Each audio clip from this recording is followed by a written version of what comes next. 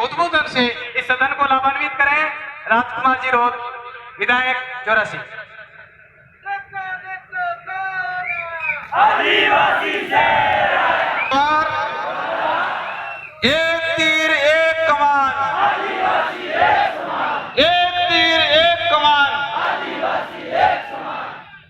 आज आदिवासी एकता परिषद के 29वें इस सांस्कृतिक एकता सम्मेलन में हमारे बीच में पूरे देश के मूल मालिक, इस देश का मूल बीज यहां पर प्रतापगढ़ की धरती पे एकत्रित हुआ। इस कार्यक्रम में हमारे कई अन्य राज्य से जनप्रतिनिधि, सामाजिक कार्यकर्ता जो यहां पर आए हुए हैं, आप सबका इस बिल प्रदेश की धरती पे, इस बिल प्रदेश की धरती पे मेरी ओर से हार्दिक जोहार अभिनंदन करता हूं।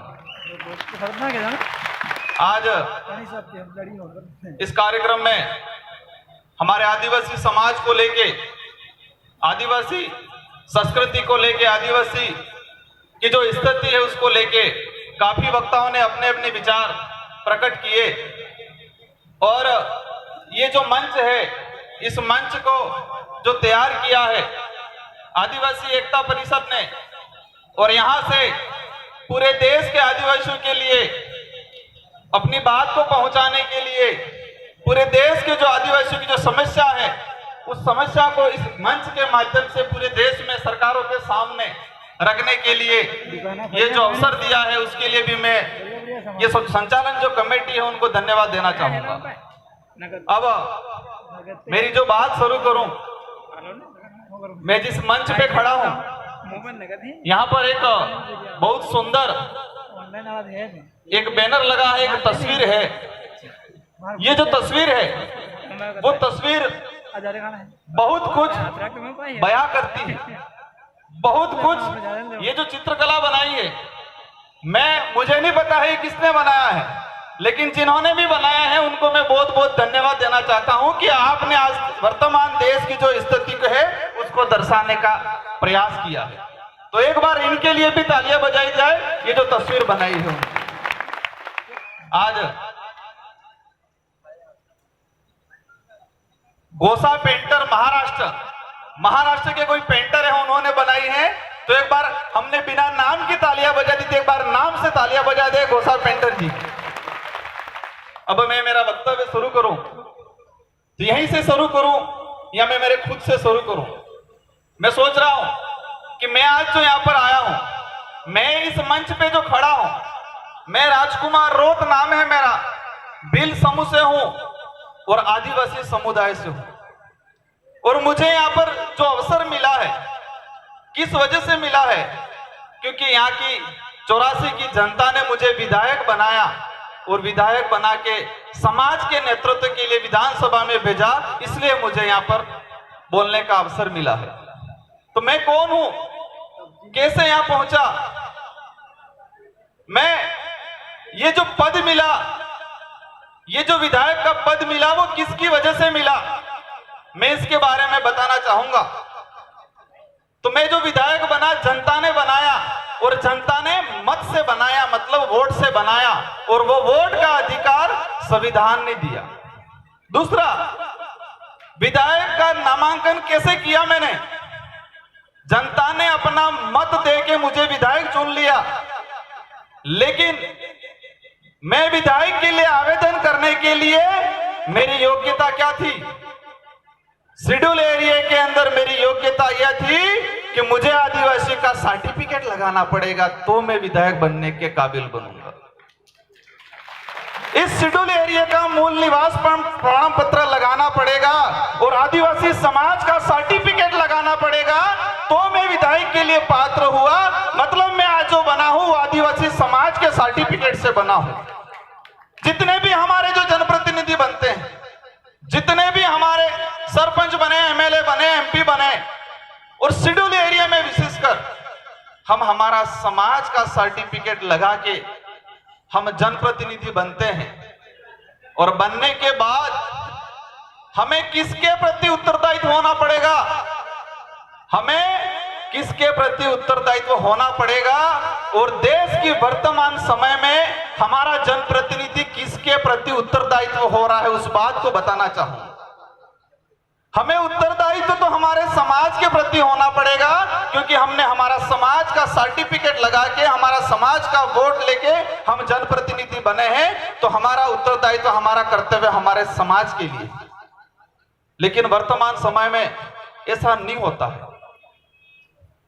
हमारे जनप्रतिनिधि उत्तरदायित्व उस व्यक्ति के लिए होते हैं जो टिकट देता है। क्या देता है? टिकट देता है। समाज का सर्टिफिकेट महत्व नहीं देता उनके लिए। समाज के जो मत है वो महत्व नहीं देते हैं। जो एक ऐसी व्यवस्था घुस गई है हमारे समाज में, इस देश में, तो हमारा व्यक्ति, हमारा सर्टिफिकेट लगाने के बाद किसी और का उत्तरदायित्व, किसी और के प्रति उत्तरदायित्व हो जाता है। मैंने इस बात को समझाने के लिए इस मंच के माध्यम से मेरे सारे जो अदर स्टेट से साथी आए हैं उनको भी बताना चाहूंगा कि शेड्यूल एरिया, राजस्थान का जो शेड्यूल एरिया है, शेड्यूल 5, उसके अंदर 1500 से आसपास, मतलब 1500 के लमसम सरपंच हैं।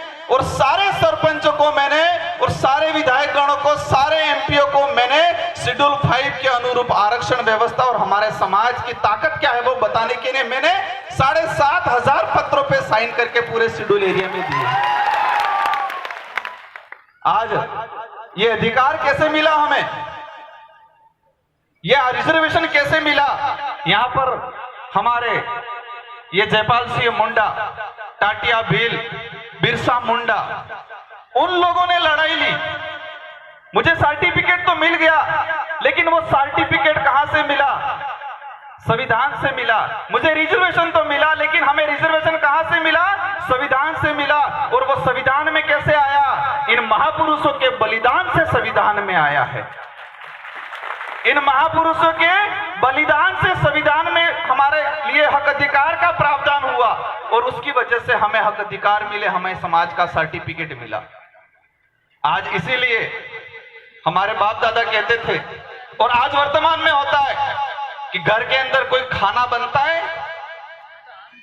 तो खाना बनने के बाद परिवार के सदस्य बोलते हैं कि हमारे पूर्वजों को पूजना पड़ेगा पहले, फिर पूज के खाना पड़ेगा। होता कि नहीं होता है? हमारे जो कुल देवता है, कुल देवी है, हमारे जो पूर्वज हैं, उनको हम पूजते हैं। सरको भी बने, कई भी वे धार भी एक बावड़ोग्राम पेल दिए पसे अपने। क्यों करते हैं? वो इसलिए करते हैं कि उनकी वजह से हमें हक अधिकार मिले हैं, उनकी वजह से हमारी जमीनें मिली है, क्योंकि बाप दादा अब्जा जगा वाली है, इसलिए हम हमारे पूर्वजों को पूजते हैं। लेकिन वर्तमान स्थिति को देखा जाए, हमारे कुछ लोग इस दिशा में जा रहे हैं जो समाज को खत्म हो रहा है, कहीं के समाज के अधिकार खत्म हो रहे हैं। और ये चीज आने वाली पीढ़ी पढ़ेगी इतिहास में, तो आने वाली पीढ़ी, अगर हम समाज के लिए कुछ कर गुजरे नहीं जाएंगे, तो आने वाली पीढ़ी अपने दियो बत्ती नहीं करेगा। करेगा? नहीं करेगी, क्योंकि वो समझेगी कि हमारे बाप दादा ने हमारे लिए क्या किया। आज हमने यहाँ लगाया है, बिरसा मुंडा है, जयपाल सिंह मुंडा है, या टाटिया भील है, राणा पूजा भील है, वो हमारे समाज के लिए लड़े, तो उनकी वजह से हमें हक अधिकार मिले हैं। आज देश के अंदर जो स्थिति बनी हुई है, हमारे भी बात हो रही थी कि आदिवासी समाज विस्थापित हो रहा है, आदिवासी समाज के साथ अन्याय हो रहा है, आदिवासी समाज के हक अधिकार नहीं मिल रहे हैं, आदिवासी समाज के लिए हमें एकजुट होना पड़ेगा, आदिवासी समाज के लिए हमें लड़ना पड़ेगा। देश आजाद हुआ 1947 में, संविधान लागू हुआ 1950 में, आज 70, 72, 73 साल होने आ गए, लेकिन संविधान में जो प्रावधान है, जो हमारे बाप दादा, हमारे पूर्वज लड़ झगड़ के अंदर करा के गए, उनके लिए आज तक हम संघर्ष कर रहे हैं। आज तक वो पूर्ण रूप से नहीं मिल रहे। हमारे पूर्व वक्ताओं ने बताया, हमारे एमपी साहब आए थे, विधायक जी आए थे, कि हमें लड़ना पड़ेगा, ये करना पड़ेगा। आज हमने यहां पर एकता दिखा दी, लेकिन मैं चाहता हूं, हालांकि हमारे वक्ता नहीं रहे, लेकिन उन तक मैसेज पहुंचे कि आदिवासी एकता परिषद के मंच पे हमने एकजुट होने की बात कर दी है, तो हमें एडवाइजरी काउंसिल के अंदर भी एकजुट होने की बात करनी पड़ेगी। इस मंच पे हमने आदिवासी जो जनप्रतिनिधि है उनको एकजुट होने की बात तो करके जा रहे हैं, लेकिन हमें जो एडवाइजरी काउंसिल, जनजाति सलाहकार परिषद बनी हुई है प्रत्येक स्टेट में, वहां पर हमारे लीडरों को एकजुट होने की जरूरत है। बाकी यहाँ एकजुट होने की बात कर गए और एडवाइजरी काउंसिल में, क्योंकि वहां से हम सलाह भेजते हैं राज्यपाल और मुख्यमंत्री को। एडवाइजरी काउंसिल सलाह देती है, किसको देती है? राज्यपाल महोदय को, संबंधित मुख्यमंत्री को। और वहां हम एकजुट नहीं हुए तो हम कहीं न कहीं समाज के साथ छल कपट कर रहे हैं, समाज को बेवकूफ बनाने का काम कर रहे हैं।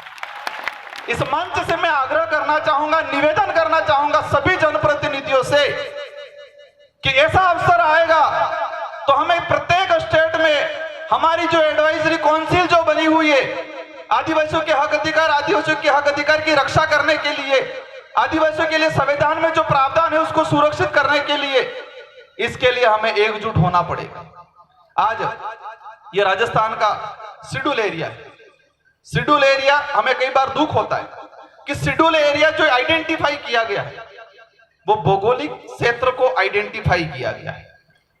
अगर आदिवासियों के रिजर्वेशन के लिए, आदिवासियों के हक अधिकारों के लिए अगर उनको आइडेंटिफाई करना था तो संस्कृति देखनी थी, परंपरा देखनी थी। और संस्कृति और परंपरा देख के ये शेड्यूल एरिया आइडेंटिफाई किया होता तो आज हमारे बाड़मेर और जालोर के भाई वहां परेशान नहीं होते। आज हमारे बाड़मेर, जालोर, सिरोही, उस इलाके के भील कम्युनिटी के लोग हमारे, क्योंकि संस्कृति से वो जुड़े हुए, हमारे परंपराओं से जुड़े हुए हैं, बोली से जुड़े हुए हैं, खान पान से जुड़े हुए हैं। लेकिन शेड्यूल एरिया भौगोलिक दृष्टि को देख के आइडेंटिफाई कर दिया, इसकी वजह से वहां परेशानी आती है। आज इस अवसर पे मैं कहना चाहूंगा कि हमने कहा आदिवासी विस्थापित हुआ, ये हुआ। मैं एक उदाहरण के माध्यम, एक घटनाक्रम के माध्यम से आप सबके सामने बताना चाहूंगा आदिवासियों के साथ कितना शोषण हुआ, कितना विस्थापित हुआ। आज से 2-3 महीने पहले, मतलब फरवरी में, जयपुर के अंदर एक छोटी सी न्यूज चली कि जयपुर शहर के अंदर गोंड आदिवासी के मकान गिरा दिए गए। तो हमने जब ये छोटी सी न्यूज पढ़ी तो हमारे रोंगटे खड़े हो गए कि जयपुर के अंदर गोंड आदिवासी कैसे, जयपुर के अंदर गोंड आदिवासी कैसे। फिर हम ढूंढते ढूंढते गए और जाने के बाद लगभग 3-3.5 हजार की लमसम पॉपुलेशन, जनसंख्या उनकी।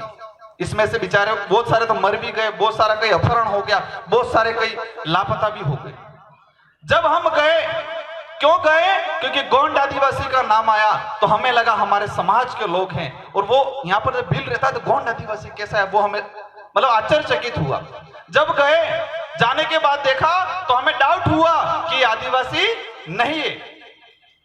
डाउट हुआ उन लोगों को देख के, लगभग 60-70 मकान थे, सारे गिरा दिए गए थे। देख के डाउट हुआ कि आदिवासी नहीं है। फिर मैंने जोर से बोला जय जोहार, तो सभी ने अलग अलग संबोधन दिया। लेकिन पीछे से एक बुजुर्ग व्यक्ति, लगभग 70-80 साल की एज होगी, और वो लकड़ी लेके आया साइड करते हुए, और उसने आके बोला जय सेवा जोहार जय बड़ा देव। क्या बोला? सेवा जोहार जय बड़ा देव। तब मुझे यकीन हुआ कि आदिवासी है। तो इससे समझो कि संबोधन में कितनी ताकत है, एक एकता को प्रतीक करता है। मुझे पहले हमने देखा, डाउट हुआ कि आदिवासी नहीं है, क्योंकि स्थिति बहुत खराब थी, भयंकर स्थिति थी, शक हो गया। लेकिन उनके शब्द से मुझे यकीन हो गया कि ये मध्य प्रदेश के आदिवासी हैं। और फिर जाना इनके बारे में, ये जड़ी बूटियां बनाते थे इंदौर के आसपास। राजा महाराजा ले गए उनको, जयपुर में बसाया, और उस समय से इधर इधर विस्थापित आज तक कहीं न कहीं उनकी संख्या कम होती गई है। आप सबकी जानकारी के लिए बता दूं, देश के अंदर जो जनगणना हो रही है हर 10 साल के अंदर, आप पिछली 3-4 जनगणनाओं का आंकड़ा देख लेना कि आदिवासियों की जो संख्या है वो संख्या कम होती जा रही है, लेकिन जो जनजाति की जो आंकड़ा है, कितनी जनजाति है, वो बढ़ता जा रहा है। आदिवासियों की जो संख्या है वो कम होती जा रही है, लेकिन छोटी छोटी जो जनजाति है उनका आंकड़ा बढ़ता जा रहा है। इस पृथ्वी पे कोई भी प्रजाति देखो, या मानव जीवन में कोई भी समाज देखो, हर समाज का कहीं न कहीं विकास हो रहा है, हर समाज की पॉपुलेशन बढ़ रही है, लेकिन देश के आदिवासियों की कहीं न कहीं संख्या कम होती जा रही है। क्योंकि हम इधर इधर घुसते जा रहे हैं, कई धर्मों में बटे हुए, कई पार्टियों में बटे हुए, कई इधर बटे हुए। आज देश में ये स्थिति बनी हुई, दुख होता है। हमारे नागालैंड के साथियों ने बताया कि हमारे वहां 3000 आदिवासियों को मार दिया, 3 लाख आदिवासियों को, 3 लाख आदिवासी को मार दिया गया। लेकिन राजस्थान और मध्य प्रदेश के आदिवासियों की क्यों पड़ी है? यही हुआ आज तक। देश में कई कम्युनिटी रहती है, उन कम्युनिटी के किसी के साथ भी कई अन्याय होता है तो पूरे देश में एकजुट होते हैं, लेकिन हमारे यहां नहीं हो रहा है। क्या नागालैंड में अत्याचार होता है तो हम लोगों को एकजुट होना पड़ेगा कि नहीं पड़ेगा? क्या हमको यहां से आवाज उठानी पड़ेगी कि नहीं पड़ेगी? छत्तीसगढ़ में आज हंसदेव जो अभ्यारण्य है, वहां से लोगों को विस्थापित किया जा रहा है, क्या उनके लिए हमें आवाज उठानी पड़ेगी कि नहीं उठानी पड़ेगी? हमारे कोटड़ा उदयपुर में 7 गांवों को विस्थापित किया जा रहा है बांध बना के। हम यहां तो कह रहे हैं एकजुट होने की बात, लेकिन वहां ऐसा हुआ और मेरे जैसा चला गया बात करने के लिए, और वहां लाठियां चार्ज गैस वेस करा देंगे, कहेंगे राजकुमार गया इसलिए हुआ। कागरी डूंगरी मामला हुआ कहते हैं सब 1100